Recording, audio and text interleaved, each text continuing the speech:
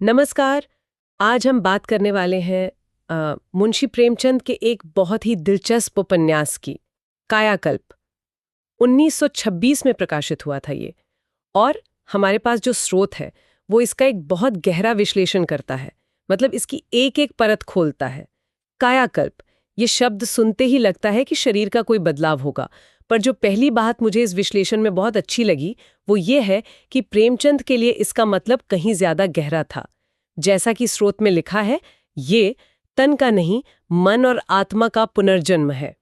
तो आज हम इसी सफर को समझने की कोशिश करेंगे कि कैसे सत्ता, अहंकार और आत्म परिवर्तन की कहानी बुनी गई है। और कहानी के केंद्र में है राजा जयसिंह, एक ऐसे शासक जिनके पास ताकत तो बहुत है, लेकिन शायद दिल में दया और करुणा की कमी है। और आपने साल का जिक्र किया, 1926। ये बहुत मायने रखता है। सोचिए, वो एक ऐसा दौर था जब भारत में आज़ादी की लड़ाई चल रही थी। सत्ता, अधिकार, नैतिकता, इन सब पर बड़ी बड़ी बहसें हो रही थी। प्रेमचंद उसी माहौल में ये लिख रहे हैं, तो ये सिर्फ एक राजा की कहानी नहीं रह जाती। ये असल में सत्ता और सत्य के उस टकराव की कहानी है जो मतलब कभी पुरानी नहीं होती। आज भी उतनी ही प्रासंगिक है। ये बात तो है। चलिए राजा जयसिंह के इस किरदार को थोड़ा और करीब से देखते हैं। स्रोत में उनके व्यवहार के कुछ उदाहरण भी दिए गए हैं, जैसे वो अपनी प्रजा को सिर्फ कर वसूलने का एक जरिया समझते हैं। उनके लिए किसी गरीब की परेशानी का कोई मतलब नहीं, और वो साधुओं का अपमान करने में अपनी शान समझते हैं। उनके लिए राज करना सेवा नहीं, बल्कि एक अधिकार है, जन्मसिद्ध अधिकार। हाँ बिल्कुल, जिस पर कोई सवाल नहीं उठा सकता। और स्रोत एक बहुत दिलचस्प बात की ओर इशारा करता है। प्रेमचंद उसे सिर्फ एक बुरा राजा दिखाकर नहीं छोड़ देते। वो दिखाते हैं कि ये जो शक्ति का नशा है ना, ये असल में एक तरह का खोखलापन है। अच्छा। जयसिंह की क्रूरता उसकी ताकत नहीं, बल्कि उसकी सबसे बड़ी कमजोरी है। जब कोई इंसान अपनी पहचान सिर्फ अपनी कुर्सी से बनाता है, तो वो अंदर से बहुत असुरक्षित हो जाता है। सही बात है। उसे हर छोटी बड़ी बात में अपना अपमान नजर आने लगता है। तो जयसिंह का जो अहंकार हमें दिखता है, वो असल में उसके अंदर के डर को छिपाने का एक तरीका भर है। और इसी अहंकार के किले पर पहला पत्थर तब पड़ता है जब कहानी में वो मोड़ आता है। राजा की मुलाकात एक त्यागी साधु से होती है। ये कोई मामूली साधु नहीं है जो राजा को देखकर सिर झुका लें। विश्लेषण बताता है कि वो पूरी तरह से निर्भय हैं। बिल्कुल। उन्हें ना सोने चांदी का लालच है, ना जान जाने का डर। और यही निडरता उन्हें वो ताकत देती है कि वो राजा की आंखों में आंखें डालकर वो सच बोल सकें, जो शायद पूरा राज्य सिर्फ कानाफूसी में कहने की हिम्मत रखता है। सही कहा। हाँ, क्योंकि सत्य को बोलने के लिए सिर्फ साहस नहीं, वैराग्य भी चाहिए। जब आपको किसी से कुछ पाने की उम्मीद ना हो, तभी आप उसे उसका असली चेहरा दिखा सकते हैं। तो वो साधु एक आईने की तरह है। हाँ, और एक अहंकारी व्यक्ति के लिए आईने से ज्यादा डरावनी कोई चीज नहीं होती। बिल्कुल। और वो आईना एक ही वाक्य में मतलब पूरी तस्वीर साफ कर देता है। साधु राजा से कहते हैं, राजा, तुम्हारा शरीर स्वस्थ है लेकिन आत्मा रोगी है। बस यही एक लाइन। ये सुनकर मेरे मन में एक सवाल आता है, क्या राजा को इस बात पर गुस्सा इसलिए आया क्योंकि ये झूठ था, या इसलिए क्योंकि उसे कहीं ना कहीं अपने अंदर पता था कि ये सच है? ये बहुत अच्छा सवाल है। असल में विश्लेषण इसी साइकोलॉजिकल पॉइंट पर जोर देता है। राजा का जो गुस्सा है वो सिर्फ अपमान का गुस्सा नहीं है, ये उस दबे हुए सच के अचानक बाहर आ जाने का डर है।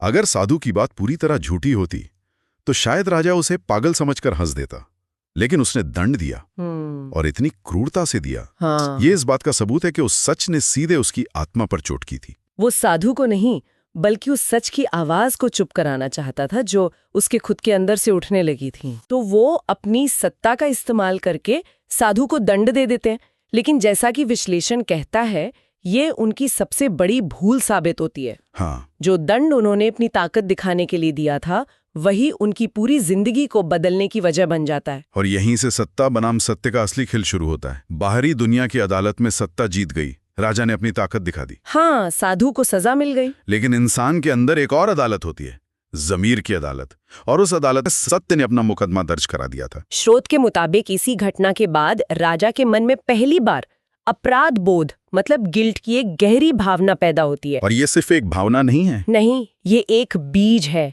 जो उसके अहंकार के पत्थर में दरार पैदा करने वाला था। और ये अपराध बोध, ये उनकी रातों की नींद और दिन का चैन सब छीन लेता है। वो अकेले में बैठकर सोचने पर मजबूर हो जाते हैं। विश्लेषण में उन सवालों का जिक्र भी है जो उन्हें परेशान करने लगते हैं। क्या मैं सच में एक अच्छा राजा हूँ? क्या मेरी प्रजा मुझसे प्यार करती है या सिर्फ मेरे डर से सिर झुकाती है? और सबसे बड़ा सवाल, अगर ये ताकत मुझसे छीन ली जाए तो मैं क्या हूँ? बिल्कुल। और इन्हीं जहरीले सवालों से कायाकल्प की असल प्रक्रिया, उसका अमृत निकलना शुरू होता है। स्रोत इस प्रक्रिया को बहुत अच्छे से समझाता है कि ये कोई चमत्कार नहीं है, कोई जादुई घटना नहीं है। एक सफर है। हाँ, एक बहुत ही मुश्किल मनोवैज्ञानिक और नैतिक यात्रा। विश्लेषण इसके 3 मुख्य चरण बताता है। पहला है आत्मचिंतन, यानी खुद के अंदर झांकना। तो ये आत्मचिंतन शुरू कैसे होता है? क्या वो बस बैठकर ध्यान लगाने लगते हैं? नहीं नहीं, बिल्कुल नहीं। ये कोई शांत प्रक्रिया नहीं है, ये एक तूफान है। अच्छा। आत्मचिंतन का मतलब है अपनी यादों की कालकोठरी में वापस जाना और अपने हर उस गुनाह का सामना करना जिसे आप भूल चुके थे। ओह। राजा को अचानक वो चेहरे याद आने लगते हैं जिनके साथ उसने अन्याय किया था। वो किसान, वो बेवा, वो सैनिक। उसका अपना ही अतीत उसे एक राक्षस की तरह लगने लगता है। ये तो बहुत तकलीफदेह होगा। हाँ, ये पहला चरण है, खुद को बिना किसी बहाने के देखना। इसके बाद दूसरा चरण आता है पछतावा। मुझे हमेशा लगता है कि पछतावा और अफसोस, इन दोनों में क्या कोई फर्क है? बहुत बड़ा फर्क है, और विश्लेषण इसी बारीक फर्क को पकड़ता है। अफसोस होता है पकड़े जाने का या किसी बुरे काम का नतीजा भुगतने का, लेकिन पछतावा उस काम से हुई पीड़ा को खुद महसूस करने से होता है। जब राजा उस किसान के दर्द को महसूस करने लगता है जिसकी फसल उसने छीन ली थी, तब वो पछतावा कर रहा होता है। ये एक भावनात्मक प्रक्रिया है, दिमागी नहीं।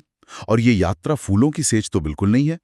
मुझे स्रोत की एक लाइन बहुत असरदार लगी जो इस पीड़ा के बारे में कहती है, ये वो पीड़ा है जो इंसान को तोड़ती भी है और गढ़ती भी है। बिल्कुल, क्योंकि सार्थक बदलाव हमेशा दर्दनाक होता है। जब तक आपका पुराना मैं, आपका ईगो पूरी तरह से टूटकर बिखर नहीं जाता, तब तक एक नए स्व का जन्म नहीं हो सकता। तो जयसिंह की ये पीड़ा असल में उसके पुराने अहंकारी व्यक्तित्व की मौत है, ताकि एक संवेदनशील इंसान का जन्म हो सके। और इसी से हम तीसरे और सबसे मुश्किल चरण पर आते हैं, अपने दोषों को स्वीकार करना। स्वीकार करना मतलब मान लेना कि मैं गलत थी। सिर्फ मानना नहीं, स्वीकार करने का मतलब है अपनी गलतियों की जिम्मेदारी लेना और उन्हें सुधारने के लिए कदम उठाना। अच्छा। सिर्फ मन में सोच लेना कि मैं बुरा था, वो काफी नहीं है। असली कायाकल्प तब होता है जब आपका व्यवहार बदलने लगता है, जब एक्शन में दिखता है। हाँ, जब आप उन लोगों से माफी मांगने की हिम्मत करते हैं जिन्हें आपने सताया था, जब आप अपनी ताकत का इस्तेमाल न्याय करने के लिए करने लगते हैं।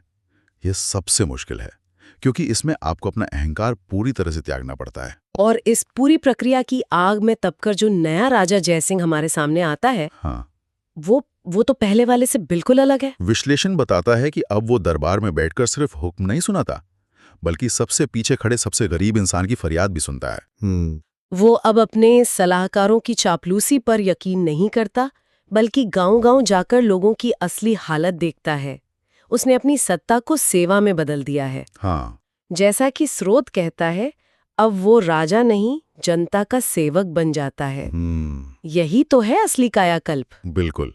और इस कहानी के जरिए प्रेमचंद जो संदेश देते हैं, वो आज भी उतने ही जरूरी हैं, शायद पहले से भी ज्यादा। विश्लेषण ने इन संदेशों को बहुत अच्छे से समेटा है। पहला और सबसे बड़ा संदेश तो यही है कि सच्चा बदलाव कोई बाहर से नहीं थोप सकता, वो हमेशा अंदर से आता है। कोई कानून या सजा इंसान को तब तक नहीं बदल सकती जब तक उसका ज़मीर न जाग जाए। दूसरा, नैतिकता के बिना सत्ता सिर्फ सजाया हुआ विनाश है, चाहे वो एक राजा की सत्ता हो, एक कॉर्पोरेट सीईओ की, या आज के दौर में किसी सोशल मीडिया इन्फ्लुएंसर की। सही बात है। अगर उसके पीछे नैतिक जिम्मेदारी नहीं है तो वो हमेशा नुकसान ही पहुंचाएगी। और अहंकार के बारे में क्या? तीसरा संदेश उसी से जुड़ा है। अहंकार का त्याग ही आत्मिक मुक्ति का, या कहें कि असली आजादी का रास्ता है। जब तक जयसिंह खुद को राजा समझता रहा, वो कैद में था, अपने डर की, अपनी असुरक्षा की। जब वो सेवक बना, तब वो असली में आजाद हुआ। वाह। और आखिरी और सबसे उम्मीद भरा संदेश ये है कि हर इंसान में बदलने की क्षमता होती है। कोई भी इंसान पैदाइशी बुरा या अच्छा नहीं होता। हालात और चुनाव उसे बनाते हैं। बिल्कुल।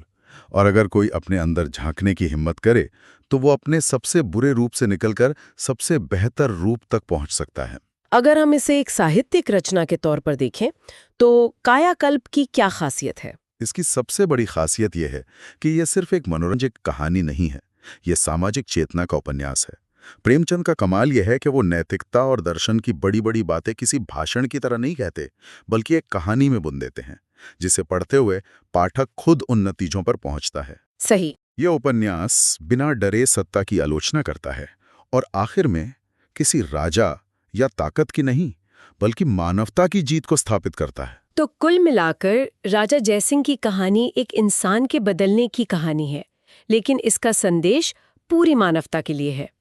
ये हमें सिखाती है कि हमारी असली पहचान हमारे पद या हमारी ताकत में नहीं, बल्कि हमारी इंसानियत में है। मैं इस चर्चा को स्रोत की उस आखिरी और सबसे असरदार पंक्ति के साथ समेटना चाहूंगी। अगर मन बदल जाए तो जीवन खुद बदल जाता है। ये एक बेहतरीन सार है और यहीं से एक विचारणीय प्रश्न उठता है जो हमें अपने साथ लेकर जाना चाहिए। राजा जयसिंह की कहानी एक व्यक्ति के परिवर्तन की है, पर क्या समाज या संस्थाओं का भी कायाकल्प हो सकता है? बड़ा सवाल है। आज के दौर में जब सत्ता राजाओं के हाथ से निकलकर सरकारों, बड़ी बड़ी कंपनियों और टेक्नोलॉजी प्लेटफॉर्म्स के हाथों में आ गई है, तो एक सामूहिक पश्चाताप और परिवर्तन की प्रक्रिया वो कैसे दिखेगी? क्या कोई देश अपनी ऐतिहासिक गलतियों के लिए पश्चाताप कर सकता है? क्या कोई कॉरपोरेशन अपने मुनाफे के लिए किए गए नुकसान को स्वीकार करके खुद को बदल सकता है? ये एक ऐसा सवाल है जिसका जवाब शायद प्रेमचंद आज होते तो ढूंढ रहे होते।